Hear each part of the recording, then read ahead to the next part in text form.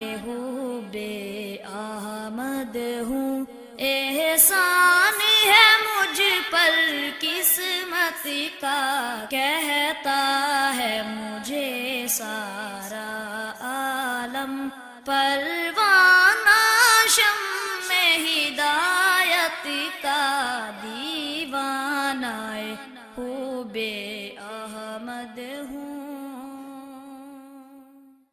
السلام علیکم ورحمۃ اللہ وبرکاتہ۔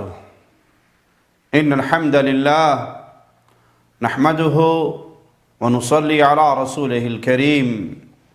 اعوذ باللہ من الشیطان الرجیم۔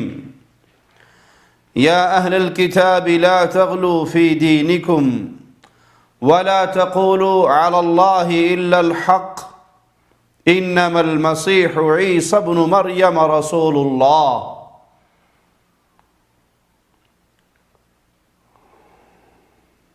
انبیاء سے محبت، اولیاء سے محبت ایمان ہے،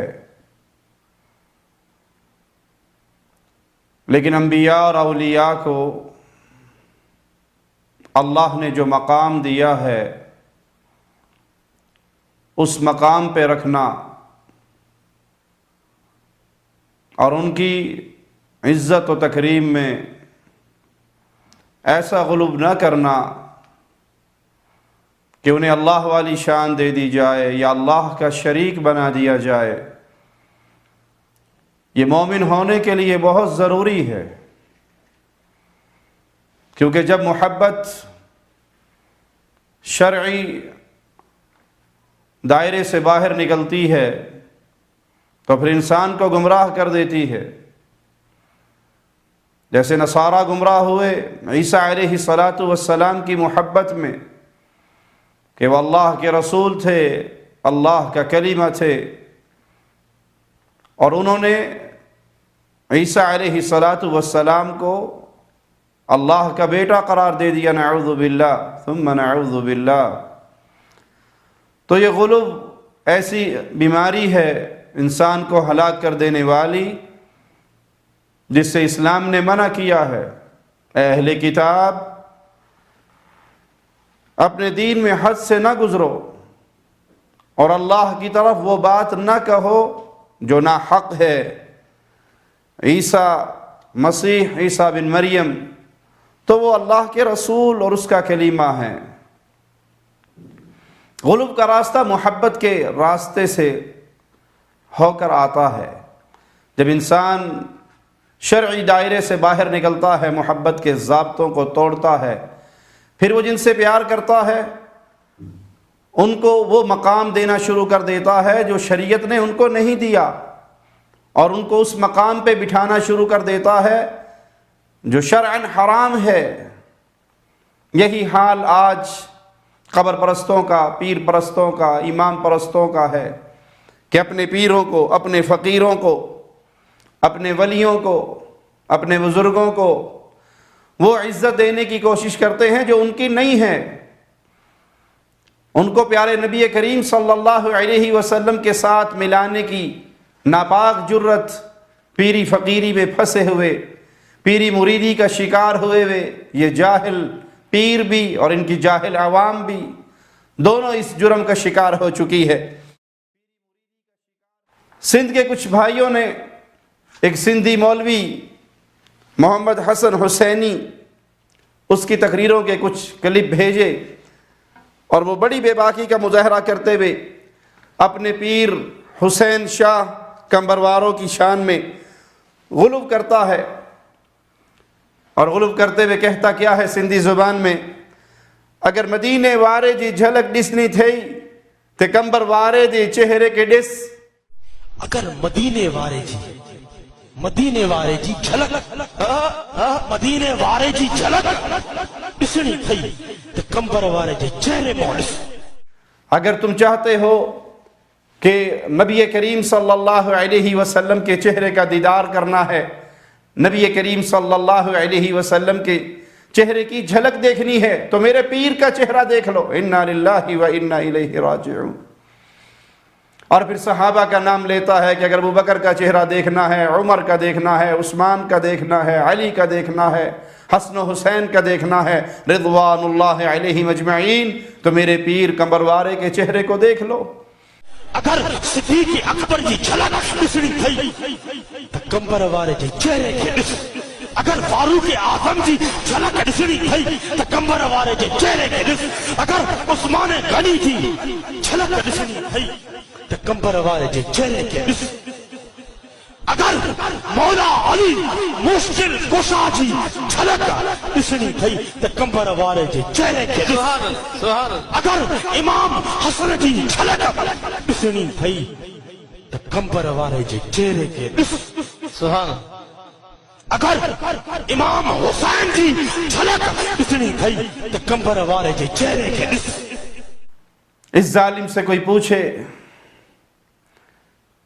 کہ اللہ کے نبی صلی اللہ علیہ وسلم کا حسن اور آپ کی عظمت اور آپ کی شان اور آپ کا مقام، اور جس پیر کو تو اٹھا کے اس مقام پہ فائز کر رہا ہے، اگر تیرے اندر ایمان کی ایک رتی بھی ہو تو ایمان بولتا ہے کہ ساری کائنات اکٹھی ہو جائے، کوئی محمد رسول اللہ جیسا نہیں بن سکتا۔ اور تو آج کے دور کے گئے گزرے بابے کو، پیر کو اٹھا کر یہ کہتا ہے کہ جس نے اللہ کے نبی صلی اللہ علیہ وسلم کے چہرے کا دیدار کرنا ہے وہ ہمارے پیر کے چہرے کو دیکھ لے۔ کہاں تاجدار مدینہ کا وہ عظیم برکتوں والا چہرہ کہ صحابی پیارے نبی صلی اللہ علیہ وسلم کے مبارک چہرے کو دیکھتے ہیں اور 14ویں کے چمکتے ہوئے چاند کو دیکھتے ہیں، نظریں پھر پیارے مصطفیٰ کے مکھڑے پہ پڑتی ہیں اور چاند کی طرف بھی لوٹتی ہیں، تو دل جو فیصلہ دیتا ہے، زبان سے جو جملے نکلتے ہیں وہ یہ کہ 14ویں کا چمکتا ہوا چاند بھی محمد کریم کے حسن کے برابر نہیں ہو سکتا اور اس کا مقابلہ نہیں کر سکتا۔ اور تم نے آج کے ایک للو پھتو کو اٹھایا اور اس کی شان میں وہ غلو کیا کہ حسن حسین، سیدنا علی، سیدنا عثمان، سیدنا عمر، سیدنا ابو بکر رضوان اللہ علیہم اجمعین، ان سب کی جھلک اس پیر میں اکٹھی کر دی، اور تاجدار مدینہ کی جھلک بھی اس پیر کے منہ پہ اکٹھی کر دی۔ ہمارے جملے اس سندھی پیر کو سناؤ، کمبر وارے پیر جیڑا لکھو لکھ ہوجن، اگر لکھوک ہا اس کمبر وارے پیر کی شکل کے مولوی، ملا، پیر، صوفی اکٹھے ہو جائیں، نبی کریم صلی اللہ علیہ وسلم جے پیرن جے خاک برابر بھی نہ تھی سگن، یہ اہل حدیث کا فیصلہ ہے۔ تم ایک کمبروارے کی بات کرتے ہو، اللہ کی قسم کائنات ساری تمہارے اس پیر کی شکل پہ بن جائے اور اکٹھی ہو جائے، میرے محمد کریم صلی اللہ علیہ وسلم کے پاؤں سے اڑنے والے خاک کے ایک ذرے کے برابر بھی تمہارے یہ سارے پیر نہیں ہو سکتے۔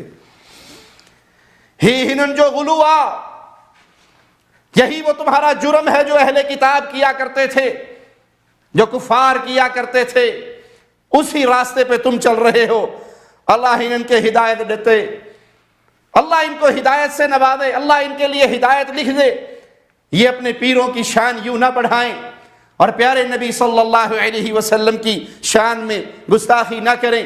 اسی طرح کی ایک اور مجلس سجی ہوئی جس میں یہ مولوی صاحب آتے ہیں اور کہتے ہیں لا الہ الا اللہ محمد الرسول اللہ، کلمہ پڑھ کر کہتا ہوں، اگر غلط کہوں تو میری آخرت کالی ہو۔ آنکھوں دیکھا بیان کر رہا ہوں، جو مدینے میں روزے میں دیکھ کر آیا ہوں، وہاں کے وہابی بھی یہ بات مانتے ہیں کہ رسول اللہ صلی اللہ علیہ وسلم کے روضہ مبارک میں اگر کسی کو مقبولیت حاصل ہے تو کمبر والے سائیں کو اللہ کے نبی صلی اللہ علیہ وسلم کے روزے میں بھی مقبولیت حاصل ہے۔ یہ جھوٹ کا پلندہ ہے جو تم اپنے مریدوں سے چندے کھانے اور پیسے کھانے کے لیے گھڑ کے تراش کے ان عوام کو گمراہ کرنے کے لیے سنا رہے ہو۔ مدینے والے اور مدینے میں رہنے والے تمہارے اس پیر کو جانتے تک نہیں، اور وہاں کے وہابی اہل ایمان، اہل توحید، وہ جانتے ہیں، ان کا ایمان ہے، ان کا عقیدہ ہے کہ پوری دنیا مل کر مصطفیٰ علیہ الصلوۃ والسلام کی نہ صورت کے مقابلے پہ آ سکتی ہے اور نہ ہی پیارے نبی کی سیرت کے مقابلے پہ آ سکتی۔ ہمارے نبی صورت میں بھی اعلیٰ ہیں، سیرت میں بھی اعلیٰ ہے۔ یہ تم نے اپنی دکانداری سجانے کے لیے، پیری مریدی کو بڑھانے کے لیے، مریدوں کو پھنسانے کے لیے یہ جھوٹ تراشے ہیں۔ اور پھر ظلم ان مشرکوں کا، ان ظالموں کا کتنا بڑا ہوا ہے۔ گستاخی کے طعنے اہل الحدیث پہ لگاتے ہیں۔ گستاخ اہل حدیث کو کہتے ہیں جن کا ایمان و عقیدہ ہے کہ نبی کی ذات بڑی اعلیٰ ہے اور محمد کی بات بھی بڑی اعلیٰ ہے صلی اللہ علیہ وسلم۔ میرے نبی کی ذات جیسی کسی کی ذات نہیں، اور نہ ہی میرے آقا کی بات جیسی کسی کی بات ہے۔ ہم پیارے نبی کی ذات کو اعلیٰ سمجھتے ہیں، بات کو اعلیٰ سمجھتے ہیں، بستی کو اعلیٰ سمجھتے ہیں، اسی لیے کسی اور کی طرف اہل حدیث نسبت نہیں کرتے۔ اللہ سے ڈرو اور لوگوں کا گناہ اپنی گردنوں پہ نہ لو۔ یہ دنیا بڑی تھوڑی ہے، بہت جلدی مٹ جانے والی ہے۔ قیامت کے دن ان جرائم کی تمہیں اللہ کے سامنے جواب دہی ہوگی تمہاری کہ تم کس طرح عوام الناس کو گمراہ کیا کرتے تھے۔ اللہ ان کو ہدایت سے نوازے۔ اقول قولی ھذا واستغفر اللہ لی ولکم ولسائر المسلمین۔ جو اس کے لہو کے پیاسے تھے، دامن میں پناہ